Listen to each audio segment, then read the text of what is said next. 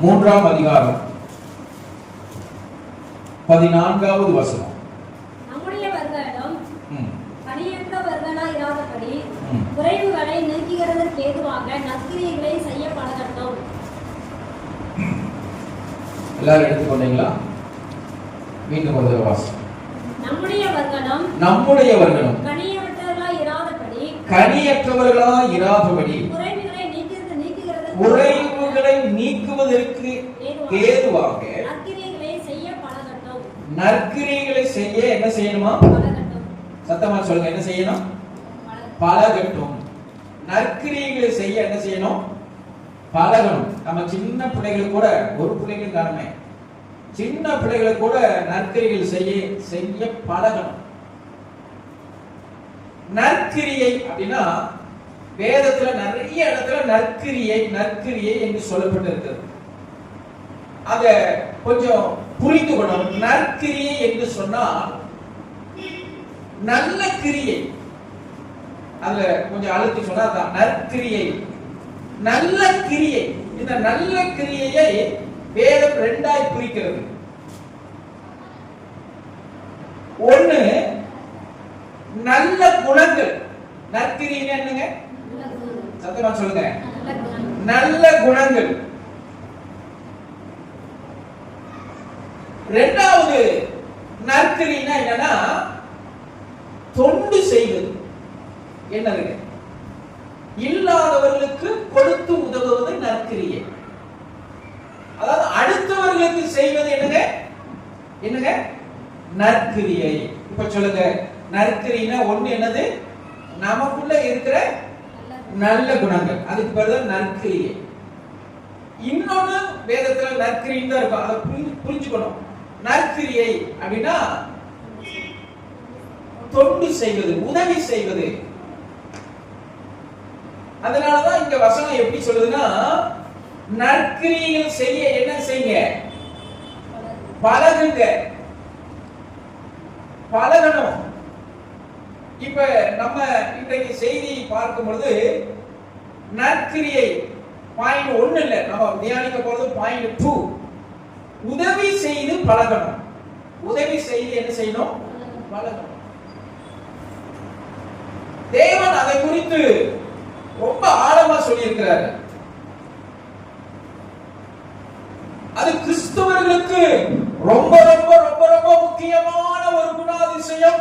தேவன் 100% எதிர்பார்க்கிற ஒரு குணாதிசயம். உதவி செய்கிற மனப்பான்மை கிறிஸ்தவர்களுக்கு கட்டாயம் இருக்கணும்.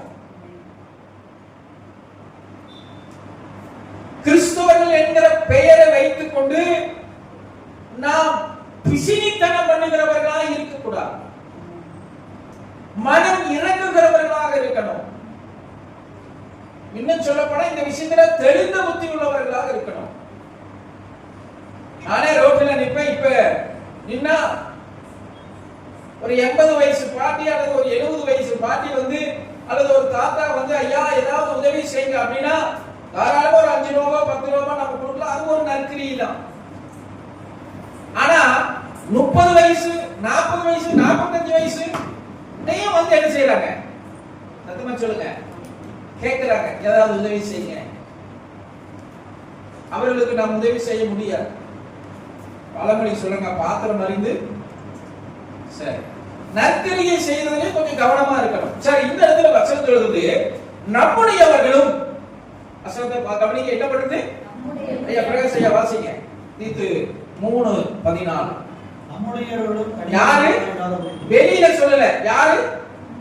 வெளியில இருக்கிற ஜனங்கள் சொல்ல. நம்முடையவர்களும், இந்த சபைக்குள்ள இருக்கிறவர்களும் கனியற்றவர்களாய் இராதபடி குறைவுகளை நீக்குவதற்கு ஏதுவாக. உங்களுடைய ஆவிக்குரிய குறையை நிறைவாக்குகிறது ஒண்ணு என்ன தெரியுமா? நற்கிரியை, உதவி செய்கிறது. உங்க ஆவிக்குரிய கிரியையை கூட அது ஃபுல்ஃபில் பண்ணிரும். அதுக்காக நற்கிரியை மாத்திரம் என்று அல்ல. நல்ல கவனிங்க. நற்கிரியை 100% நான் எல்லாத்துக்குமே நான் உதவி செய்யறேங்க, வரவங்களுக்கு பூரா உதவி செய்றீங்க, நான் ஜெபிக்கவே மாட்டேங்க, வரவங்களுக்கு பூரா உதவி செய்யறேங்க, நான் சபைக்கே போக மாட்டேங்க, வரவங்களுக்கு பூரா நான் உதவி செய்யறேங்க, நான் பைபிளே வாசிக்கிறீங்க அப்படின்னா அது தேவன் ஏற்றுக்கொள்ள மாட்டார். ஆனா ஏதோ ஜெபிக்கிறீங்க, ஏதோ ஒரு விதத்துல தேவனை தேடுறீங்க, ஆனாலும் நீங்க ஃபுல்ஃபில் ஆக முடியல, நீங்க குறைவுள்ளவர்களா இருக்கிறீங்கன்னா நீங்க செஞ்ச நற்கிரியை அந்த குறைவை நிறைவாக்கக்கூடிய வல்லமை உடையது. அல்லேலூயா, அல்லேலூயா. சரியா புரிஞ்சு வசனம் சொல்கிறது, நம்முடையவர்களும் கனியற்றவர்களாய் இராதபடி குறைவுகளை நிறைவாக்குவதற்கு ஏதுவாக. நல்ல கவனிங்க, எதுக்கு? குறைவுகளை நிறைவாக்குவதற்கு ஏதுவாக நற்கிரிகளை செய்ய என்ன செய்யணும்? பழகட்டும். நற்கிரை பிள்ளைகள் நற்கிரிகள் செய்து பழகணும். நிறைய பேர் என்ன சொல்றீங்க, நாங்க தான் தசமா கொடுக்குறோமே, நாங்க தான் காணிக்க கொடுக்குறோமே, இதுக்கு அதுக்கு சம்பந்தமே இல்லை.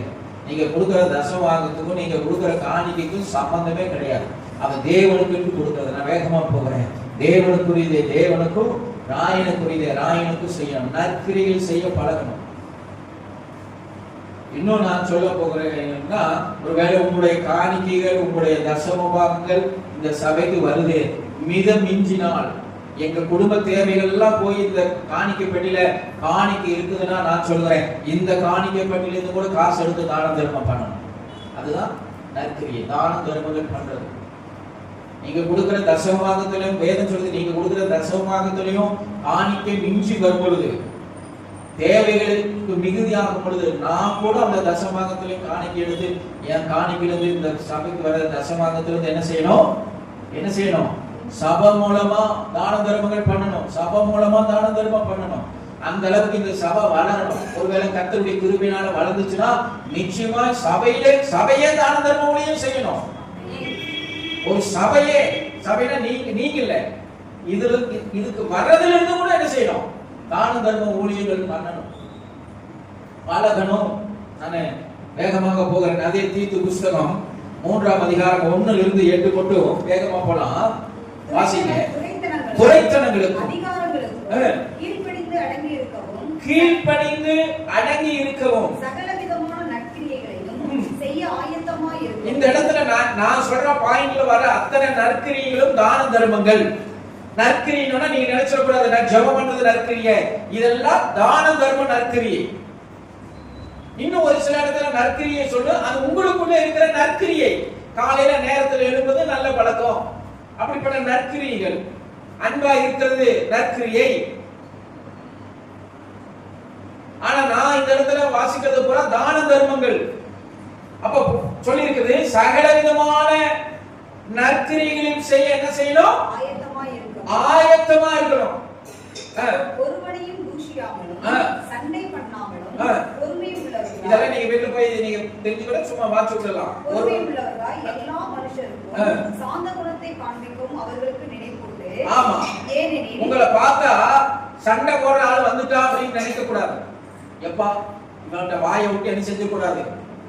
நீங்க ஒரு இடத்துக்கு போறீங்க, அங்க இருக்கிறீங்க, ஏய் வந்துட்டாப்பா இவன்கிட்ட வாயை விட்டு மாட்டிக்க கூடாது, இவன் எல்லாத்துலயும் நம்மள கண்டுபிடிச்சிருவான்னு ஓடி இருக்க கூடாது. வசனம் சொல்லுது, ஒருவனையும் தூசியாமலும் நல்ல கவனிக்க சண்டை பண்ணாமலும் பொறுமை உள்ளவர்களாய் எல்லா மனுஷருக்கும் சாந்த குணத்தை காமிக்கவும் நினைப்பூட்டு. இது நற்கிரியை. இந்த கிரியை என்னன்னா உங்களுக்குள்ள இருக்கிற சாந்த குணம். அடுத்தது 3, முற்காலத்திலே நாமெல்லாம் எப்படி இருந்தோம்னு சொல்லுது. ரட்சிக்கப்படுறதுக்கு முன்னாடி புத்தியினரும் கீழ்ப்படியாதவர்களும் வழி தப்பி நடக்கிறவர்களும் பலவித இச்சைகளுக்கும் துன்பங்களுக்கும் அடிமைப்பட்டவர்களும் துர்க்குணத்தோடும் பொறாமையோடும் ஜீவனம் பண்ணுகிறவர்களும் பகைக்கப்படத்தக்கவர்களும் ஒருவரை ஒருவர் பகைக்கிறவர்களுமாய் இருந்தோம். நம்முடைய இரட்சகராகிய தேவனுடைய தயையும் மனுஷன் பேருள்ள அன்பும் பிரசன்னமானபோது நாம் செய்த நீதியின் கிரியை நிமித்தம் அவர் நம்மை ரட்சியாமல் நமது இரக்கத்தின்படியே மறுஜென்ம முழுக்கினாலும் பரிசுத்த ஆவியினுடைய புதிதாக்குகளினாலும் நம்மை ரட்சித்தார். தமது கிருபையினாலே நாம் நீதிமான்களாக்கப்பட்டு நித்திய ஜீவன் உண்டாகும் என்கிற நம்பிக்கையின்படி சுதந்திரத்தக்கதாக அவர் நமது இரட்சகராகிய இயேசு கிறிஸ்து மூலமாய் அந்த பரிசுத்த ஆவியை நம்மேல் சம்பூரணமாய் பொழுதறினார். 8வது வாசிக்கலாம். அதுக்கு முன்னாடி நாம் நற்கிரியைகளை தேறினவர்களா இருக்க வேண்டும் என்று தேவனானவர் தம்முடைய ஜீவனையும் பரிசுத்த ஆவியையும் பொழிந்தருளினார். அல்லேலூயா. கர்த்தர் தம்முடைய ஜீவனையே நமக்கு கொடுத்தார். இரண்டாவது, அவர் ஜீவன் கொடுத்து மரித்து மூன்றாம் நாள் உயிர்த்தெழுந்து போனதுக்கு அப்புறம் பரிசுத்த ஆவியானவர் இன்றைக்கு நம்மோடு கூட இருந்து நம்மை நடத்தி கொண்டு இருக்கிறார். 8, இந்த வார்த்தை உண்மை உள்ளது. தேவனிடத்தில் விசுவாசமானவர்கள் நற்கிரியைகளை செய்ய ஜாக்கிரதையா இருக்கும்படி நீ இவைகளை குறித்து, இப்போ கவனிங்க, நற்கிரியைகளை செய்ய அசல் எப்படி இருக்குது? ஜாக்கிரதையா இருக்கும்படி நீ இவைகளை குறித்து திட்டமாய் போதிக்க வேண்டும் என்று விரும்புகிறேன். இவைகளே நன்மையும் மனுஷனுக்கு பிரயோஜனமானவைகள். அல்லேலூயா. அப்போ பவுல் தீத்துக்கு எழுதும்போது சொல்லுகிறாரு, நீ நற்கிரியைகள் செய்ய ஜனங்களை பழக்கணும், திட்டமா ஜனங்களுக்கு போதிக்கணும்னு சொல்றாரு. சபையில கிறிஸ்துவர்களுக்கு சபையில நற்கிரியைகள் செய்ய பழக்கணும், போதிக்கணும். நீ சும்மா தசமா குழு காணிக்க குழு மட்டும் கேட்டுட்டு இருக்காத, நற்கிரியைகள் செய்ய பழக்கணும். ஜனங்கள் பழகுங்க, நற்கிரியைகள் செய்ய பழகுங்க. வேதம் இருபுறமும் கருக்குள்ள பட்டயம். யாரோ ஒருத்தர் வந்து நீதிபதி இருக்குது, யாரோ ஒருத்தர் வந்து ஜாமீன் போட கூப்பிட்டாங்கன்னா போகாத, வசனம் சொல்லுது. அதுல தெளிந்து புத்தி உள்ளவனாயிரு, போய் மாட்டிக்காத. தேவையில்லாத இடத்துல போய் உன்ன ஜாமீன் போடாட்டா அப்படியே பந்தாவா போய் இறங்கி ஜாமீன் கையெழுத்து போடாத, மாட்டிக்குவே. கை இழுத்து போட்டாத. இதெல்லாம் தான தர்மமால தெளிந்த புத்தி உள்ளவர்களா இருக்கு. பலமுறையே சொல்றாங்க, வெள்ளக்கேத்த சொல்லுங்க.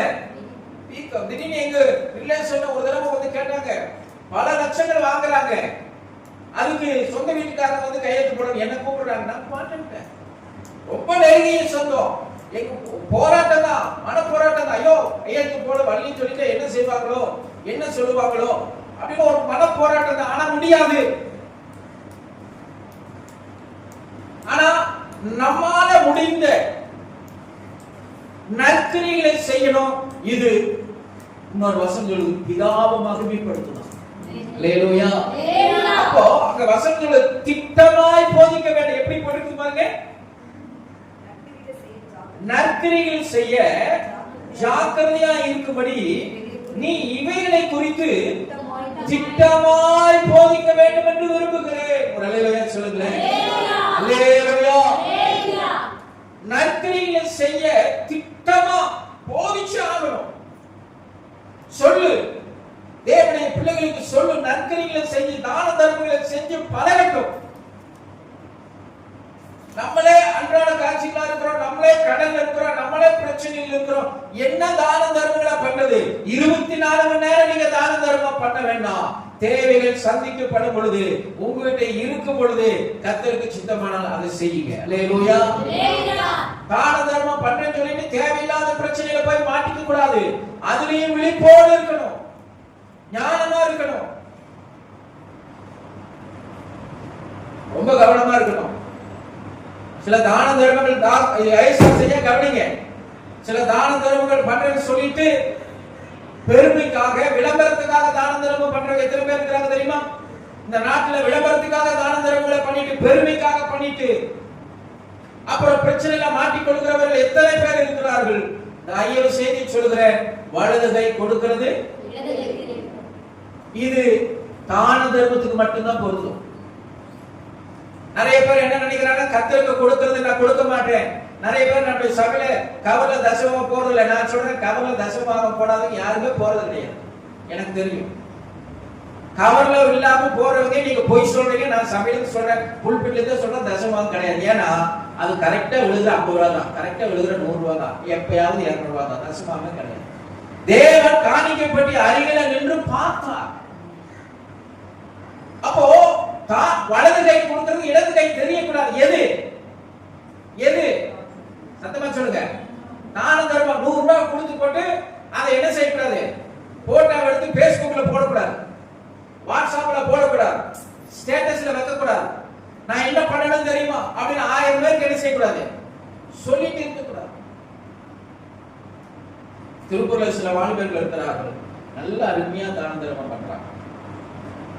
வருஷத்துக்கு 2 தடவை 3 தடவை சென்னிமலையில போய் 500 பெட்ஷீட் வாங்கிட்டு வந்து அவங்க சோதரம் அந்த ரோட்ல படுத்துட்டு இருக்கிறவங்க எல்லாம் அவங்களுக்கே தெரியாது அவங்க பக்கத்துல வச்சுட்டு போயிடுவாங்க, இல்லைன்னா அவங்க மேல போட்டு விட்டு போயிடுவாங்க, வச்சுட்டு போய் காலையில எடுத்து பார்த்தா ஒரு புது பெட்ஷீட் அவங்க பக்கத்துல இருக்கும், சந்தோஷமா எடுத்துக்குவாங்க. காலையில போனோம்னா நான் என்னைய ஒரு தடவை கூட்டிட்டு போனேன், காலையில போனா அந்த பெட்ஷீட் எல்லாம் எடுத்து நீட்டு அடுக்கி வச்சிருப்பாங்க. சிலர் அடுத்த நாள் போனீங்கன்னா அதை தான் போத்தி படுத்துட்டு இருப்பாங்க.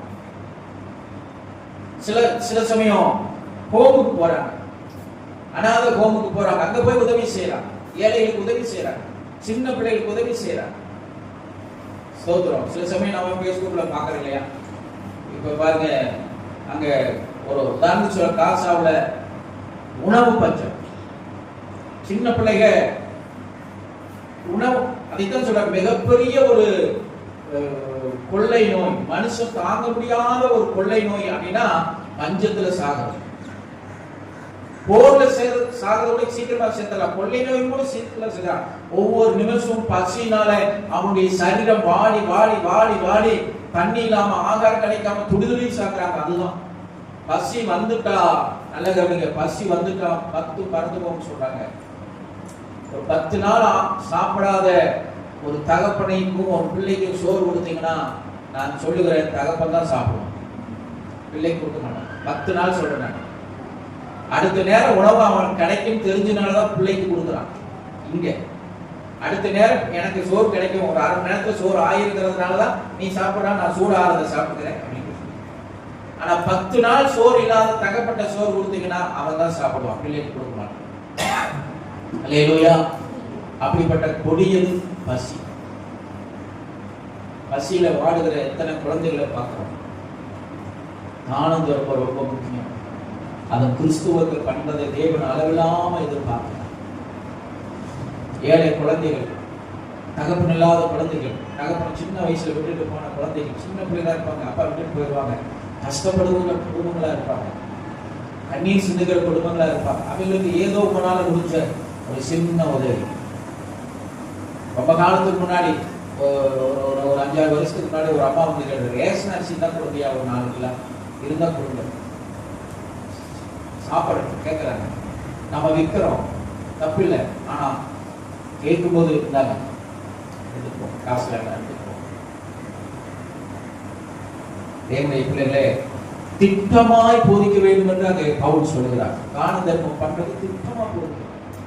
மத்திய எழுதின புஸ்தகம் 5ஆம் அதிகாரம் 16வது வசனம் வாசிங்க. மத்திய 5:16 வேகமா போலாம்.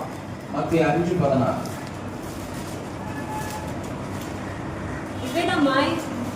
மனுஷர் உங்கள் நற்கிரியைகளை கண்டு, இவ்விதமாய் மனுஷர் உங்கள் நற்கிரியைகளை கண்டு பரலோகத்தில் இருக்கிற உங்கள் பிதாவை மகிமைப்படுத்தும்படி உங்கள் வெளிச்சம் அவர்கள் முன் என்ன செய்யணும்? பிரகாசிக்க கடவுள். நற்கிரியையினால நீ தான தர்மங்களை பண்ணும் பொழுது பரலோகத்தில் இருக்கிற தேவன் மகிமைப்படுகிறார். ஒரு அல்லேலூயா சொல்லுங்களேன். பரலோகத்தில் இருக்கிற தேவன் மகிமைப்படுகிறார். பல ஆயிரங்களை பண்ணல, உங்களால முடிந்த தான தர்மங்களை பண்ண பழகுங்கள். இது தேவனை மகிமைப்படுத்துவதற்கு அடையாளமாக இருக்கு. பரலோகத்தில் இருக்கிற ஜனங்களை பார்த்து ஆண்டவர் கேட்டார், வாருங்கள் என் பிதாவினாலே ஆசீர்வதிக்கப்பட்டவர்களே, நான் பசியா இருந்த பொழுது என்ன கொடுத்தீங்க? சத்தமா சொல்லுங்க. ஆகாரம் கொடுத்தீங்க. நான் மருத்துவமனையில் இருந்த பொழுது என்னை பார்க்க வந்தீங்க. நான் சிறைச்சாலையில் இருந்த பொழுது என்னை விசாரிக்க வந்தீங்க. சொன்னாரா இல்லையா? இதெல்லாம் என்ன கிரியை? உங்களுக்குள்ள இருக்கிற நல்ல குணங்கள் அல்ல, தான தர்மங்கள். வியாதியா இருந்த என்னை விசாரித்தீங்க. தான தர்மம் பண்ணி பழகுங்க. அது பிதாவை மகிமைப்படுத்துவது மாத்திரமல்ல, கர்த்தருக்கு சித்தமானால் பரலோகத்தில் உங்களுக்கு ஒரு இடத்தை கூட ஆயத்தப்படுத்தும். அல்லேலூயா. அதனாலதான் முதல்ல சொன்னேன், உங்கள் கனிகளை நிறைவுள்ளதாக்கக்கூடியது என்னது? தான தர்மம். அல்லேலூயா. உங்கள் குறைவை நிறைவாக்கக்கூடியது என்னங்க? குறைவை. எம்டி அல்ல. நல்லா கொஞ்சம் மறுபடியும் சொல்கிறேன், எம்டி அல்ல. எம்டியை நிறைவாக்காது, குறைவைத்தான் நிறைவா. அப்போ ஏதோ ஒரு குறைவு இருக்கணும். அந்த குறைவை தான தர்மம் என்ன செய்யும்? உலக மனுஷன் தர்மம் என்ன செய்யும்? ஆனா நீங்க பண்ற தான தர்மங்கள் பரலோகத்துக்கு உங்களை கொண்டு போய் சேர்க்கும் என்பதை நீங்க மறந்து விடக்கூடாது. வேகமா போறேன். 1 தீமோத்தேயு 6ஆம் அதிகாரம் 18ஆம் வசனம். 1 தீமோத்தேயு 6:18.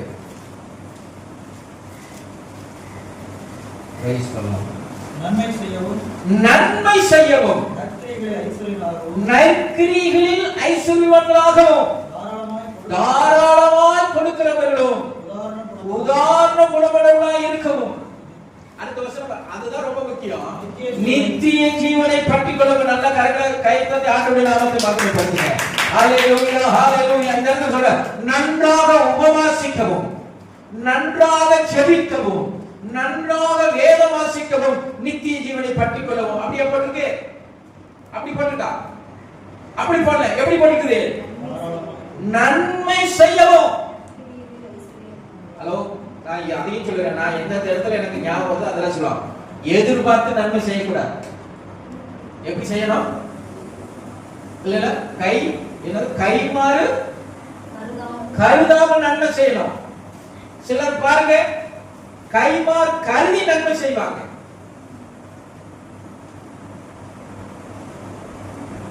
ஏதோ ஒண்ணு நினைச்சு நன்மை செய்வாங்க.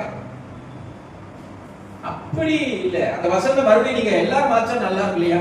1 தீமோத்தேயு 6:18-19 எல்லாம் வாசிக்கலாம். நன்மை செய்யவும், நற்கிரியைகளில் ஐஸ்வர்யவான்களாகவும் தாராளமாய் கொடுக்கிறவர்களும் உதாரண குணமுள்ளவர்களாய் இருக்கவும், நித்திய ஜீவனை பற்றிக் கொள்ளும்படி வருங்காலத்திற்கு தக்கதாக நல்ல ஆதாரத்தை பொக்கிஷமாக வைக்கும் அவர்களுக்கு எப்படி சொல்றாரு? சொல்றேன், தேவ சமூகத்திலிருந்து சொல்றேன், தான தர்மம் பண்ணலைன்னா பரலோகத்துக்கு போகவே முடியாது. இந்திய நாட்டுக்கு சுவிசேஷம் வந்தது எப்படிங்க? நிறைய மிஷனரிகள் எப்படி வந்து ஊழியம் பண்ணினாங்க? தர்மங்களை செய்தாங்க. நிறைய மிஷனரிகள் என்ன செய்து அனுப்புனாங்க தெரியுமா? ஃபர்ஸ்ட் ஒரு இடத்துக்கு போனா உதவி செய்யி, அந்த ஜனங்களுக்கு உதவி செய்யி, ஏதாவது ஒரு விதத்துல உதவி செய்யி.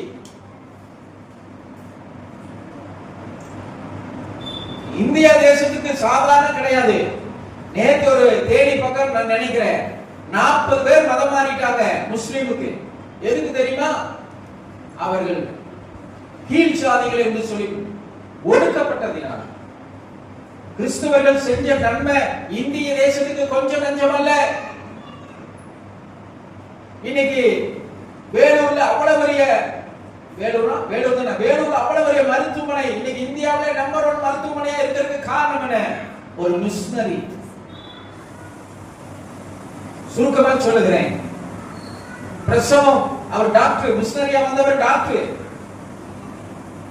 வர்றாங்க, என் மனைவிக்கு பிரசவம் மாறும் சொல்றாங்க. அவர் பார்க்க ரெடியா வர்றாரு. அது சிக்கலான பிரசவம். ஏன்னா அந்த காலத்துல வயசான தாய்மார்களே பிரசவம் பார்த்துருவாங்க.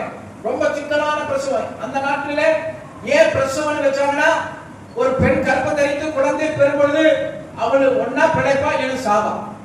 இன்னைக்கு இந்தியாவிலே இந்த பிரசவத்துல சாகிற பெண்கள் குறைஞ்சிட்டாங்க. ஏன்னா மருத்துவம் வளர்ந்ததுனால குறைஞ்சிட்டாங்க.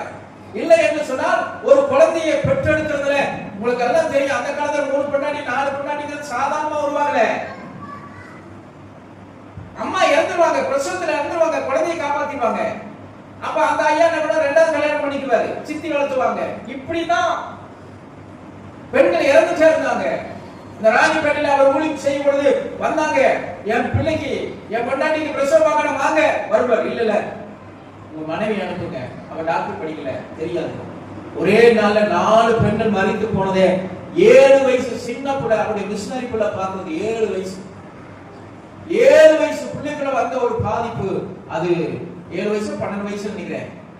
லண்டன் போய் டாக்டருக்கு படிச்சு அந்த ஆறாத காயம் இந்தியாவுக்கு வந்து அது மருத்துவம் பார்த்து, நான் ஒரு ஆள் மருத்துவம் பார்த்தா பத்தாது, பெண்களையே மருத்துவத்துக்கு படிக்க வைக்க வேண்டும், நர்ஸ் ஆக்க வேண்டும் என்று சொல்லி இன்னைக்கு இந்தியாவிலேயே பெரிய மருத்துவமனையை கட்டி அவங்க தான் முதல் பெண்களை மருத்துவராகவும் நர்ஸுகளாக உருவாக்கி ஒரு பெரிய புரட்சி பண்ணாங்க. இதுதாங்க நற்கிரியை. அல்லேலூயா. இந்த அளவுக்கு நீங்களும் நானும் நற்கிரியை செய்ய முடியுமான்னு எனக்கு தெரியாது. ஆனா அன்றைக்கு அவர்கள் இந்திய நாட்டுல அவ்வளவு உயிரை கொடுத்து நற்கிரியை செய்தாங்க. சுவிசேஷம் 2வதா தான் இருந்தது, ஜெபம் 2வதா தான் இருந்தது, நற்கிரியை செய்யப்பட நடந்த சம்பவத்தை சொல்லுகிறேன். பேர் சொன்னா மோகன் சிலாரிஸ் மீட்டிங். உங்களுக்கு தெரியும் 20,000 பேர் உட்கார்ந்து ஆண்டவருடைய வார்த்தையை கேட்டுட்டு இருக்காங்க. நடந்த சம்பவம் புத்தகத்துல வந்து சொல்றேன். சென்ட்ரலா ஒரு கூட்டம் மாட்டிடுச்சு. உதவுங்கள் இதே போல ஒரு கிரியைக்காக ஜெபம் பண்ணிட்டு இருக்கிறார். உதவி செய்யணும்னு சொல்லி ஜெபம் பண்ணி நல்லா போயிட்டு இருக்கு. அங்க நடுவுல ஒரு அம்மா ஒரு குழந்தையை வச்சுட்டு உட்கார்ந்துருக்குது. அந்த குழந்தை இப்ப தண்ணிக்காக அழுது. அந்த தாயார் இடத்துல தண்ணி இல்லை. உடனே பக்கத்தில் இருக்கிற ஒரு அம்மா செய்தி கேட்டு அழுதுட்டு. யாரு செய்தி? மோன்சுகார செய்தி கேட்டு அழுதுட்டு. இந்த குழந்தையும் அழுகுது. உடனே இந்த குழந்தையை வைத்திருக்கிற தாயார் திருப்பி அந்த அம்மாட்டு கேட்டாங்க, அம்மா குழந்தைக்கு கொஞ்சம் தண்ணி கொடுங்க. ஏன்னா அந்த அம்மா வாட்டர் மேல தண்ணி வச்சிருக்குது.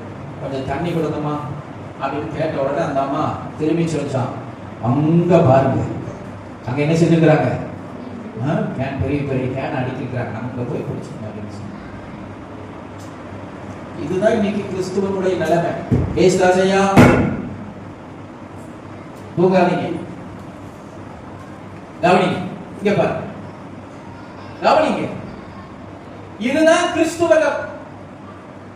சும்மா பேச்சுதான் நமக்கு இருக்குதே தவிர கிரியில இல்ல. மீறினா என்ன? உபவாசம் இருக்கிறோம், ஜெபம் பண்றோம், இதைத்தான் செய்யற. நற்கிரியில இல்ல. அந்த வார்த்தை பாருங்க, நன்மை செய்யவும் நற்கிரியில் என்னவா இருக்கணுமா? ஹலோ, எதுல ஐஸ்வர்யவானா இருக்கணும்? நீங்க என்ன ஐஸ்வர்யவானா நினைக்கிறீங்க? நான் சொல்றேன், தேவன் பார்வையில யார் தெரியுமா ஐஸ்வர்யவான்? தானம் தர்மம் பண்றவன் தான் ஐஸ்வர்யவான். தேவனுடைய பார்வையில வீடோ காரோ பங்களாவோ வச்சிருக்கிறவன் ஐஸ்வர்யவான் அல்ல. தேவனுடைய பார்வையில தானம் தர்மம் பண்ணுகிறவன் தான் ஐஸ்வர்யவான். அதனால வேதம் சொல்லுகிறது, நன்மை செய்யவும் நற்கிரிகளில் ஐஸ்வர்யவான்களாகவும் தாராளமாய் கொடுக்கிறவர்களாகவும், அப்புறம் உதாரண குணமுள்ளவர்களாய் இருக்கவும், நித்திய ஜீவனை பற்றி கொள்ளும்படி வருங்காலத்திற்கு தங்களுக்கு நல்ல ஆதாரத்தை. அல்லேலூயா. இந்த வசனத்தை வச்சுதான் சொல்றேன். இன்னும் 2-3 வசனம் இருக்குது. நீ தானம் தர்மம் பண்ணி பழகலைன்னா நான் சொல்றேன், பரலோக ராஜ்யம் நமக்கு இல்லை. அல்லேலூயா. சத்தமா சொல்லுங்க, அல்லேலூயா. உங்களுக்கு இல்ல, நமக்கு இல்ல. தான தர்மம் பண்ணி பழகலைன்னா நமக்கு இல்ல. நான் இப்படி சொல்றேன், வருத்தப்படாதீங்க, கஷ்டப்படாதீங்க. தேவனுக்கு கொடுக்கிறதுலயே பல நேரத்துல நாம் உண்மையா இல்லை என்று சொன்னால், மனுஷங்களுக்கு கொடுக்கிறதுல எப்படிங்க நமக்கு மனசு வரும்? ஆண்டவருக்கு கொடுக்கறதுக்கே மனசு வர மாட்டேங்குது. அப்ப மனுஷங்களுக்கு கொடுக்கறதுக்கு எப்படி மனசு வரும்? நான் ஒரு தடவை அப்படி பார்த்திருக்கிறேன். ஒரு ட்ரெயின்ல நினைக்கிறேன், நல்ல ஞாபகம் இருக்குது. ட்ரெயின்ல நான் அந்த வாசலாகவே உட்கார்ந்து இருக்கும் பொழுது திடீர்னு மனசுல வந்துச்சு, பிச்சை கேட்டா.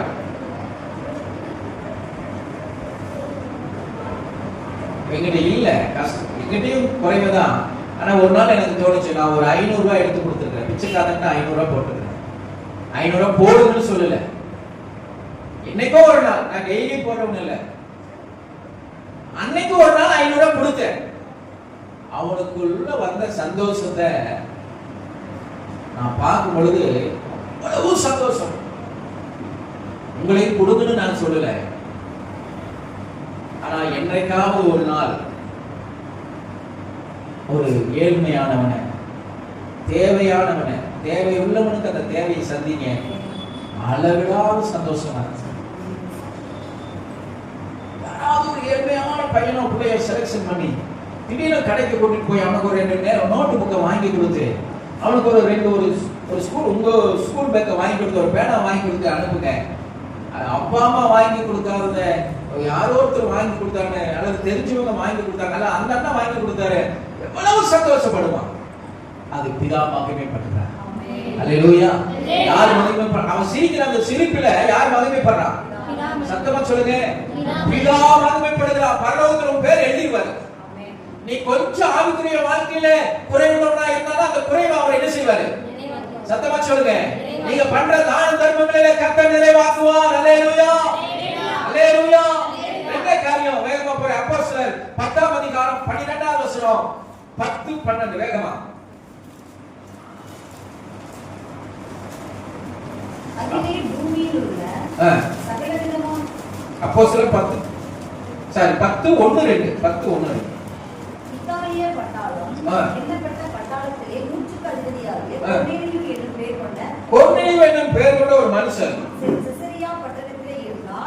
அவன் தேவ பக்தி உள்ளவன். நல்ல ஃபர்ஸ்ட் பாயிண்ட் பாருங்க. அவன் தேவ பக்தி உள்ளவனும் தன் வீட்டார் அனைவரோடும் தேவனுக்கு பயந்தவனுமாய் இருந்து ஜனங்களுக்கு மிகுந்த தர்மங்களை செய்து எப்பொழுதும் தேவனை நோக்கி ஜெபம் பண்ணி கொண்டிருந்தான். ஐயா என்னாச்சு வந்துருங்க. தர்மங்களை பண்ணி எப்படி வசனம் சொல்லுப்பாங்க, மிகுந்த தர்மங்களை செய்து. ஒரு அல்லேலூயா சொல்லுங்களேன். இவனுக்காக நீங்க வீட்டுல போய் வேதத்தை வாசிங்க. பேதுருவே பேதுரு எவ்வளவு பெரியாதுங்க, இயேசுவோடு கூட இருந்தவன், சீசர்களுக்கெல்லாம் பிரதான சீசர், தலைமை சீசர். கர்த்தர் அவனையே வீட்டுக்கு வர வச்சுட்டார். யார் வீட்டுக்கு? கொர்நேலியு வீட்டுக்கு வர வச்சார். வா, தான தர்மங்களை பண்ணுகிறவன், செபிக்கிறவன், தேவனுக்கு பயந்தவன், அதோடு கூட தான தர்மங்களை பண்ணுகிற இருதயம், கொடுக்கிற இருதயம். வேதம் சொல்லுது, வாங்குறதை பார்க்கணும், கொடுக்கிறது உத்தமம். பேதுருவே வீட்டுக்கு வர வச்சு, அவன் வீட்டுல உட்கார வச்சு, அவனுக்கு இன்னும் ஆண்டவர் பத்தி சொல்ல வச்சு, ஆண்டவர்களை வழி நடத்த வச்சார். கொர்நேலியுவை பார்த்து ஆண்டு சொல்ல, இந்த இடத்துல பேதுரு ஒருத்தன் இருக்கிறான், என் சீசன், அவனை போய் பாருன்னு சொல்லாம அப்படியே திருப்பிட்டாரு. பேதுருவை வந்து எங்க சொல்றாரு? சத்தமா சொல்லுங்க. பேதுருவை வந்து கொர்நேலியு வீட்டுக்கு வர வைக்கிறார். இப்ப நான் உங்களை பார்த்து கேட்கிறேன், பேதுரு பெரியாளா கொர்நேலியு பெரியாளா? சொல்லுங்க. பேதுரு பெரியாளா கொர்நேலியு பெரியாளா? பேதுரு தானே பெரியாளு. ஆனா பேதுருவை எங்க போய் சொல்றாரு? சத்தமா சொல்லுங்க. கொர்நேலியு வீட்டுக்கு போய் சொல்றாரு. இப்ப கவனிச்சீங்கன்னா, அதுக்கு முன்னாடி பேதுருக்கு ஒரு சொப்பனம் எல்லாம் கொடுக்கிறார். நீங்க வீட்டுல போய் வாசிக்கோங்க. உண்மை என்னன்னா, பேதுரு கொர்நேலியு வீட்டுக்கு போக மாட்டான். இவன் யூதன், அவன் வேற ஒரு ஆளு, அங்கேயும் கொஞ்சம் சிக்கல், போக மாட்டான். ஆனா அதுக்கு முன்னாடி ஒரு சொப்பனத்தை காமிக்கிறாரு, அடித்து புசிக்கிறார். அவன் சொல்றான், ஆண்டவரே தீட்டு உள்ளதில்லை, நான் புசிக்க மாட்டேன். ஆண்டு சொல்ற, நான் பரிசுத்தமாக்கினேன், நீ எப்படி அதை தீட்டு சொல்ற? அடித்து புசிக்கிறான். அப்புறம் தான் ஆட்கள் வர்றாங்க, வந்து கொர்நேலியை கூப்பிடுறாங்க. கொர்நேலியு இருந்தாலும், ஏய் அவன் நான் தெரிந்து கொண்ட பிள்ளை, கர்த்தருக்கு பயப்படுகிறவன், தான தர்மம் பண்றவன், போ அவன் வீட்டுக்கு போ, அங்க உட்கார்ந்தா ஜெபம் பண்ணு, அவனை ஆசீர்வதி, அவனுக்கு ஆண்டவர் பத்தி சொல்லு. நீங்க வீட்டுல போய் வாசிப்பாங்க. இத்தனையும் யாருக்காக நடக்குதுங்க? கொர்நேலியுக்காக நடக்குது.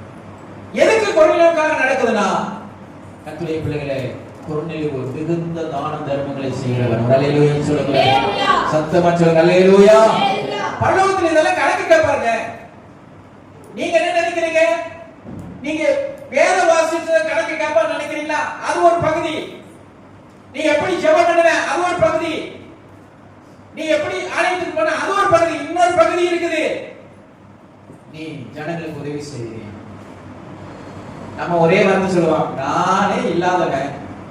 என்ன லாவண்யா எங்கிட்ட இன்னொரு நான் கொடுத்துருக்கேன். இன்னும் நிறைய சொன்னாங்க. ஒரு கிலோமீட்டர் தூரம் கூப்பிட்டு எத்தனை தூரம் போகும்? 2 கிலோமீட்டர் தூரம். நீ 2 வஸ்திரம் வச்சிருந்தா ஒரு வஸ்திரத்தை கேட்டா கொடு. நமக்கு வஸ்திரத்தை வைக்கிறதுக்கு பீரோ என்ன செய்ய மாட்டேங்குது? கீழே கட்டப்பையெல்லாம் நினைச்சு வச்சிருக்கோம். என்னன்னா பாப்பா பீரோ பத்தாம என்ன செய்திருக்கு?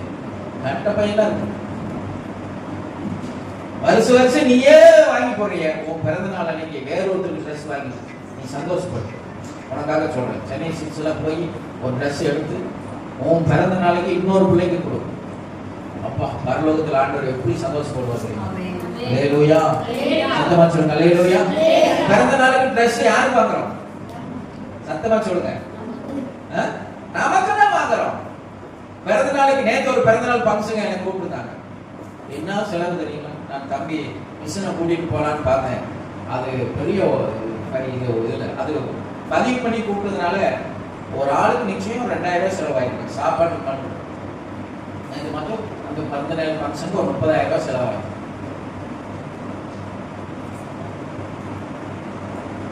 ஒருவேளை அந்த அதுல வந்து உட்காந்து நான் ஃபீல் பண்ணிட்டு இருக்கும்போது கர்த்தர் எனக்கு இந்த வார்த்தை கொடுத்தாங்க. நம்மளே செலவு பண்ணி என்னங்க பிரயோஜனம்? பரலோகத்துல அது செலவு பண்ணிக்கங்க, தப்பு ஒண்ணு சொல்லல, செலவு பண்ணுங்க, உன் பிள்ளைக்கு வாங்கி கொடுக்க தப்பே இல்ல. ஆனா பரலோகத்துல கணக்கு எழுதப்படாது, வரவு வைக்கப்படாது. அல்லேலூயா, சத்தமா சொல்லுங்க அல்லேலூயா.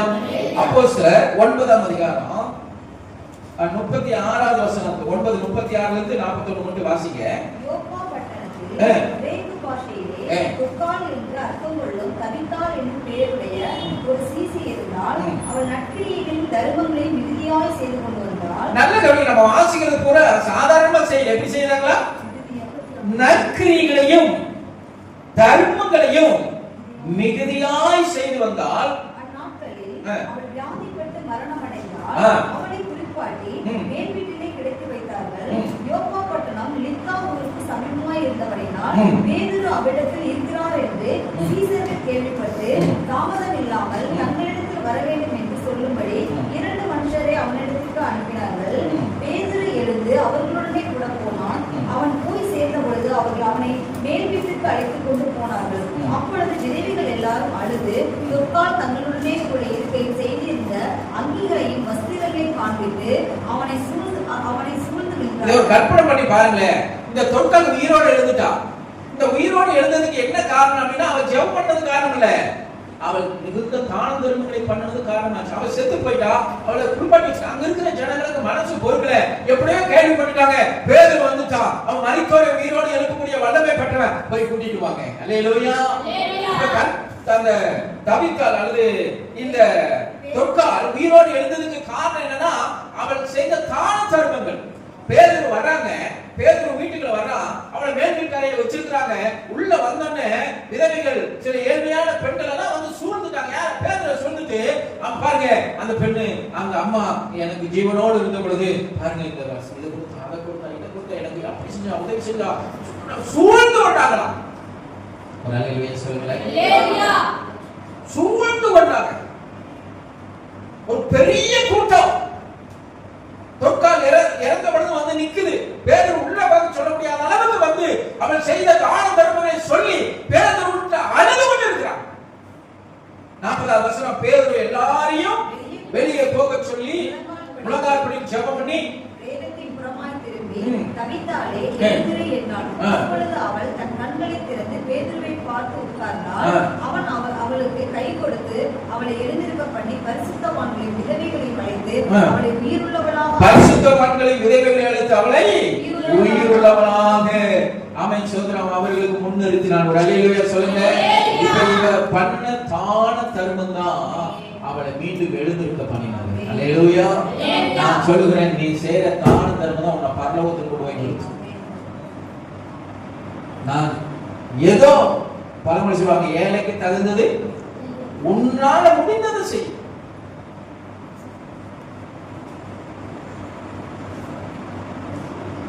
அவனுக்கு 5 தாளந்து கொடுத்திருக்கிறார், அதனால ஆண்டவர் செய்யறான்னு சொல்லாதே. உனக்கு 1 தாளந்து அதை புதைச்சிடாத. உனக்கு 1 தான் இருக்குது, புதைச்சிடாதே. அதை அற்பமா நினைக்காதே. அவனுக்கு 5 தாளந்து இருக்குதுங்க, அவனுக்கு வீடு இருக்குதுங்க, வேலை இருக்குதுங்க, வாசல் இருக்குதுங்க, நல்ல வருமானம் இருக்குதுங்க, சரி எனக்கு ஒண்ணு இல்லைங்க, எனக்கு இவ்வளவுதாங்க. இதிலிருந்து உன்னால எது செய்ய முடியுமோ, உனக்கு இருக்கிறதுல இருந்து, உன்னிடத்துல இருக்கிறதுல இருந்து எதை நீ செய்ய முடியுமோ அதை ஆண்டவருக்கு என்று சொல்லி நல்ல தான தர்மங்களை செஞ்சு பழகு. கர்த்தர் உன்னை ஆசீர்வதிப்பார். அல்லேலூயா. எல்லையில்லாத நன்மைகளை கொண்டு வர சொல்றேன். உன் தான தர்மம் பரலோகத்தையே உனக்கு கொடுக்கக்கூடியதுனா எவ்வளவு வல்லமையானது தான தர்மங்கள் என்பதை நீங்கள் புரிந்து கொள்ள வேண்டும். அல்லேலூயா. நாளை வசனம் வேகம். எபேசியர் 2:10 வேகமா. எபேசியர் 2:10, 1 தீமோத்தேயு 2:10. 2 எபேசியர் 2:10 வாசிங்க. ஏனெனில் நற்கிரியைகளை செய்கிறதற்கு கிறிஸ்து இயேசுவுக்குள் சிருஷ்டிக்கப்பட்டு. ஆமா, நீ சிருஷ்டிக்கப்பட்டதே எதுக்கு நான் சொல்றாரு? ஏனெனில் நற்கிரியைகள் செய்வதற்கு நான் கிறிஸ்து இயேசுவுக்குள் சிருஷ்டிக்கப்பட்டு தேவனுடைய செய்கையாய் இருக்கிறோம். ஆகையால் நாம் நடக்கும்படி அவர் முன்னதாக அவைகளை ஆயத்தம் பண்ணி இருக்கிறார். ஒரு அல்லேலூயா சொல்லுகிறேன். நான் சொல்லுகிறேன், உன் ஆண்டவர் உருவாக்குறதே நற்கிரியை செய்யத்தான். நற்கரிகளை ஒண்ணு வாயில கூட நற்கரியை பண்ணலாம். கஷ்டப்படுறவங்களை பார்த்து கவலைப்படாதீங்க, நான் உங்களுக்காக ஜெபிக்கிறேன், உங்க பிரச்சனை எல்லாம் மாறிடும், சீக்கிரம் உங்க பிரச்சனை எல்லாம் மாறிடும், கர்த்தர் எல்லாவற்றையும் நன்மையா செய்வார், கவலைப்படாதீங்க. இது ஒரு நற்கரி தான். பட் இதே அல்ல. வசனம் இருக்கிறத எடுக்க நேரம் இல்ல. பசியா இருக்கிறான், அவனுக்கு போய் கவலைப்படாதீங்க, சீக்கிரம் உங்களுக்கு பிரியாணி கிடைக்கும் அப்படின்னு சொன்னா அது இல்ல. அவனுக்கு கஞ்சி ஊத்துனீங்கன்னா போதும், அவன் வயிறு நிறைய குடிச்சு போனா அதுதான் அவனுக்கு சந்தோஷம். நாளைக்கும் கவலைப்படாதீங்க, அவன் பசியில் இருக்கிறான், காலையில இருந்து சாப்பிடல, சாயந்தரம் அவனை பாக்குறீங்க காலையில இருந்து ஒண்ணுமே சாப்பிட, கவலைப்படாதுப்பா, நான் அடுத்த வாரம் உனக்கு பிரியாணி செஞ்சு கொடுக்குறேன்னா அவனுக்கு சந்தோஷம் வருமா? இப்போ ஒரு கடையில் ஒரு ஜூஸ் 10 ரூபா ஜூஸை வாங்கி வந்து இதை குடிப்பா, என்கிட்ட அவ்வளவுதான் வருது, இந்த ஒரு ஜூஸ் குடிப்பா, இந்த ஒரு 2 முறுக்க சாப்பிடுவானா அவனுக்கு அந்த நேரம் சந்தோஷப்படுவான். அடுத்த வாரம் எனக்கு பிரியாணி நினைச்சு சந்தோஷப்படுவானா? இந்த வசனத்தை நீங்க குறிச்சு வச்சுக்கங்க. ஏன் தேவனும் நீ சிருஷ்டித்திருக்கிறார்? அழகா சொல்லுது, நற்கிரியைகளை செய்வதற்கு நாம் கிறிஸ்து இயேசுவுக்குள் என்ன செஞ்சப்பட்டிருக்கிறோம்? சிருஷ்டிக்கப்பட்டு. 1 தீமோத்தேயு 2:10 தகுதியான வஸ்திரத்தினாலோ ஞானத்தினாலோ தெரிந்த புத்தியினாலோ தேவ பக்தி உள்ளவர் என்று சொல்லிக் கொள்கிற ஸ்திரீகளுக்கு ஏற்றபடியே நற்கிரிகளினாலோ தங்களை அலங்கரிக்க வேண்டும். பெண்களுக்கு இந்த இடத்துல சொல்லும்போது அதை அழகா சொல்லுகிறாரு.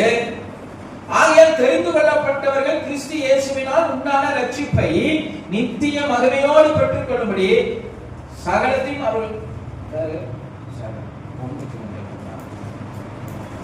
2 தீமோத்தேயு 2:10 தகுதியான வஸ்திரத்தினாலும் அப்புறம் ஞானத்தினாலும் தெரிந்த புத்தியினாலும் தேவ பக்தி உள்ளவர்கள் என்று சொல்லிக் கொள்கிற ஸ்திரீகளுக்கு ஏற்றபடியே நற்கிரிகளினாலும் நல்ல இது பெண்களுக்கு தகுதியான வஸ்திரம் இருக்கணும், ஞானம், தெளிந்த புத்தி, தேவ பக்தி, சொல்லிக் கொள்கிற தேவ பக்தியே இல்ல, அது கூட இந்த ஸ்திரீகளுக்கு ஏற்றபடியே நற்கிரியினாலும் தங்களை என்ன செய்யணும்? அலங்கரிக்க வேண்டும். அல்லேலூயா. உங்களை அலங்கரித்துக் கொள்கிற ஒரு அலங்கரிப்புல ஒன்று நற்கிரிகள், தான தர்மங்கள். 1 தீமோத்தேயு அதிலே 6ஆம் அதிகாரம் எடுத்துக்கொள்ளுங்க. 6ல இருந்து 11 மட்டும் சொல்லலாம். 6ல இருந்து 11 மட்டும். கிறிஸ்துவர்களுக்கு ஆண்டவர் சொல்கிறார், போதும் என்கிற மனதுடனே கவனிக்க முடிக்கிறேன். அவ்வளவுதான். இது வேற வசனம் இல்ல, அவ்வளவுதான், முடிஞ்சது. மிகுந்த ஆதாயம் உலகத்துல ஒன்றும் கொண்டு வந்ததுமில்லை, இதிலிருந்து நாம் ஒன்றும் கொண்டு போவதில்லை என்பது நிச்சயம். அப்படி சொன்னாங்க. என்பது சத்தமா சொல்லுங்க. ஏதாவது கொண்டு போகலாம்னு நினைக்கிறீங்களோ? என்ன கார்த்திகா, என்ன கொண்டு போகலாம்? பரலோகத்துக்கு என்ன கொண்டு போறேன்? புரியுதோனையும் டூர் போறோம், என்ன கொண்டு வரீங்க? பாஸ்டர், நான் புளியோதரை கொண்டு வந்துடுறேன், நான் தக்காளி சோறு கொண்டு வரேன். பரலோகம் போறோம், என்ன கொண்டு வர போறீங்க? அங்க சொல்றார், ஒன்றும் கொண்டு வந்ததும் இல்லை, ஒன்றும் கொண்டு போவதும் இல்லை என்பது சத்தமா சொல்லுங்க. என்பது நிச்சயம்.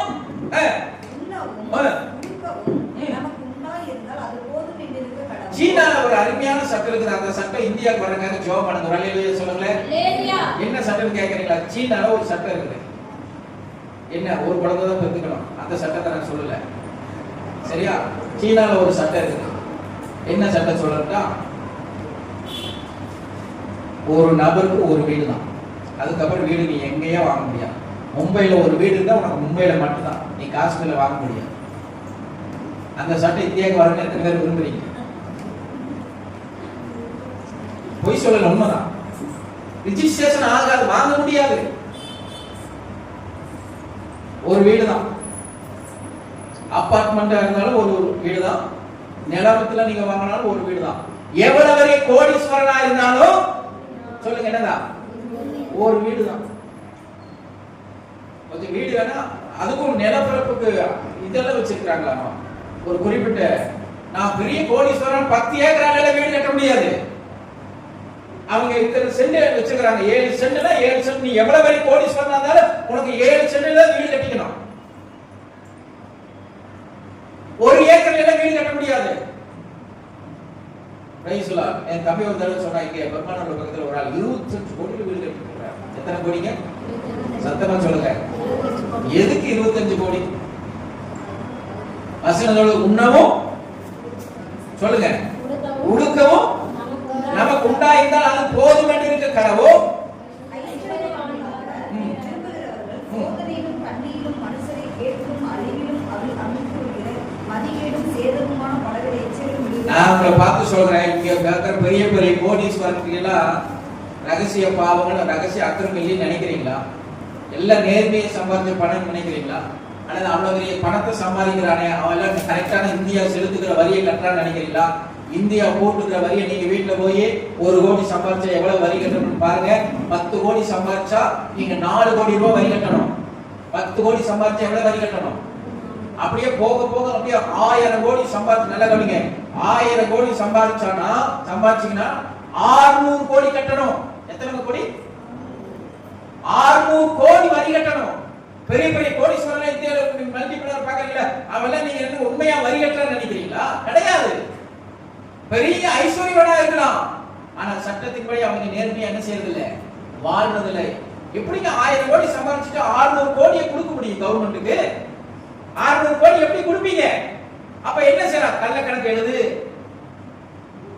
நல்ல கணக்கு எழுது.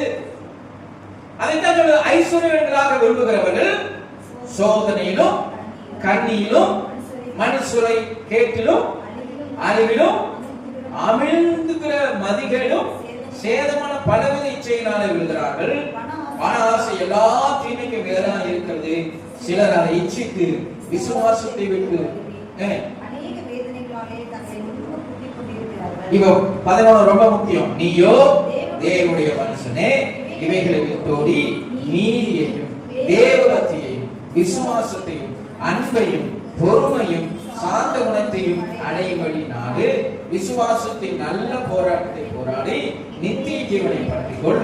அதற்காகவே நீ அழைக்கப்பட்டாய். அநேக சாட்சிகளுக்கு முன்பாக நல்ல அறிக்கை பண்ணுகிறவனாய் இருக்கிறாய். அப்படியே சொல்லிட்டு அங்கேயே வரும்பொழுது 16 17 வாசிங்க. ஒருவரும் சாவாமையவரும் சேரக்கூடாத ஒளியில் வாசம் பண்ணுகிறவரும் மனுஷரில் ஒருவரும் கண்ணீராதவரும் காணக்கூடாதவருமாய் இருக்கிறவர் அவருக்கே கனமும் நித்திய வல்லமையும் உண்டாயிருப்பதாக.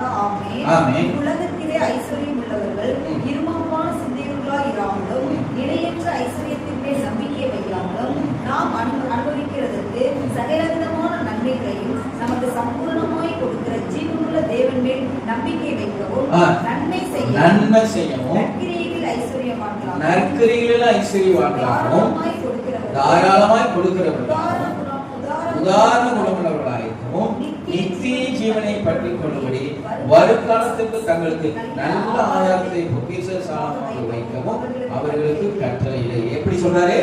கட்டளையிலே. தானம் தர்மம் பண்றதுக்கு என்னென்ன சொல்லிக்கிறாரு? கட்டளையிலே. விசுவாச பிள்ளைகளை உங்கள் ஆவிக்குரிய வாழ்க்கையில கிறிஸ்துவுக்குள்ள உங்கள் குறைவுகளை நிறைவாக்குகிறது தானம் தர்மம் என்கிற ஒரு மிகப்பெரிய காரியம். அல்லேலூயா, அல்லேலூயா. அதனால ஒரே ஒரு காரியத்தை சொல்லுகிறேன், தானம் தர்மம் பண்ண பழகுங்கள். உங்களால முடிந்த உதவிகளை டெய்லி செய்யணும்னு நான் சொல்லல. நேரமும் காலமும் வரும், சமயமும் வரும். உன் வாசல் படியில படுத்துட்டு இருக்கிறவனுக்கு ஒரு நேரம் சோறு கொடுக்க முடியாதான்? தாராளமா செய்யலாம். ஆவியானவரே உன் மனசுல ஏவுவார். அந்த நேரத்துல உன் பக்கத்துல இருக்கிற உங்களுக்கு தெரிந்த ஏழை பிள்ளைகளோ உதவிகளோ அல்லது ஆதரவற்றவர்களோ இருக்கும் பொழுது உதவி செய்ய. அதுலேயும் சொல்லுகிற எல்லாவற்றிலும் சொல்லுகிற எல்லாவற்றிலும் தெளிந்த புத்தி உள்ளவர்களாக இருந்து செய்யுங்க. அல்லேலூயா. ஒண்ணுமே இல்லைன்னு உட்கார்ந்துட்டு இருப்பாங்க, ஏமாந்துடக்கூடாது. அவங்கிட்ட போய் ஏமாந்துடக்கூடாது. தெளிந்த புத்தி உள்ளவர்களாக இருந்த அந்த காரியத்துல கர்த்தருக்கு பிரியமான அந்த காரியத்தை செய்யுங்க. பரலோகத்தில் அவர் மகிமைப்படுவார். உன் பேர்ல பரலோகத்திலே எழுதி வைப்பார். அவருடைய ராஜ்யத்தின் வருகை நாள் வரும் பொழுது நிச்சயம் இந்த தான தர்மங்கள் என்னை தலை காக்கும். தேவ ராஜ்யத்தில் பிரவேசிக்கிறது இது மிகுந்த உதாரணத்துவமாக இருக்கும். அல்லேலூயா. எத்தனை பேருக்கு புரிஞ்சது? சோதரன் நம்ம எல்லாரும் எழுந்து நிற்போமா? ஹல்லேலூயா, ஹல்லேலூயா. கொடுங்கள் கொடுக்கப்படும், அலங்கள் அளக்கப்படும்.